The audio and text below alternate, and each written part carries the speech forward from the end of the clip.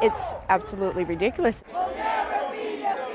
Anger, frustration, a lack of hope for thousands of people in California. You wake up at night thinking, okay, what am I going to do if I don't find a place? Renters are being hit with sticker shock, rates increasing by 10 to 40% while their wages remain stagnant. You do, to a degree, feel trapped. Marie Davis is being forced to move because she says her rent is now too high and there is no end to the increase in sight. This is what you're going to have to pay.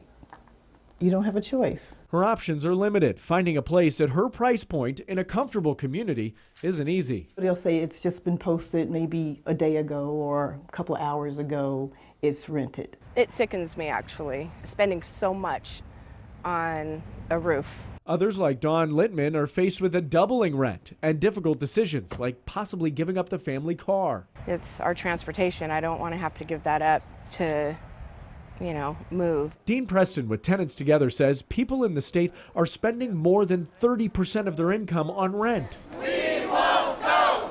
We won't go! It's really at a crisis level right now. He says thousands of people are being forced out of once affordable communities. When it comes to rent prices, they haven't just gone up slightly, but rather they've shot up. Sacramento had the fastest growing average rent in the country in 2016, with an average rent increase of nearly 36% in the last decade. It's spiraling out of control. Preston says rent control, which would limit the amount landlords can increase rates, is a doable solution. More than a dozen cities either have rent control or have it pending. Sacramento has a grassroots effort underway. I think it's opened up a very interesting and important conversation, and we'll take the next year to have that conversation. Santa Monica Assemblyman Richard Bloom is pushing for rent control as temporary relief for the housing problems. The impact of the housing shortage is here and now. But groups like California Association of Realtors say rent control legislation could only make the housing problems worse. We are against any barrier that creates an inhibitor for a builder to potentially come and build.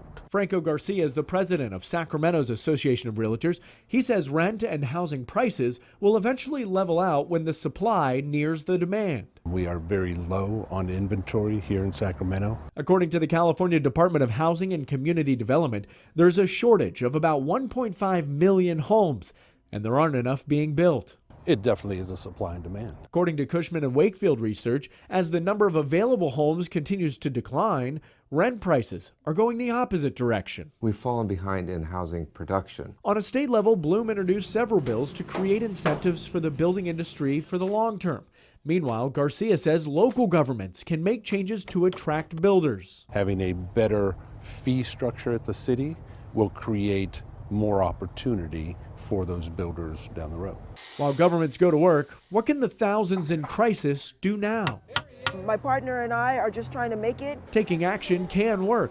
Marika Regan was about to see her Oakland rent rise by more than $300. They just want to move me out, try to get somebody in there who could pay maybe 3 or 4 times more. She joined with more than a dozen others in a grassroots effort to protest and negotiate their rate down to an increase of only $50 a month. We won, like what?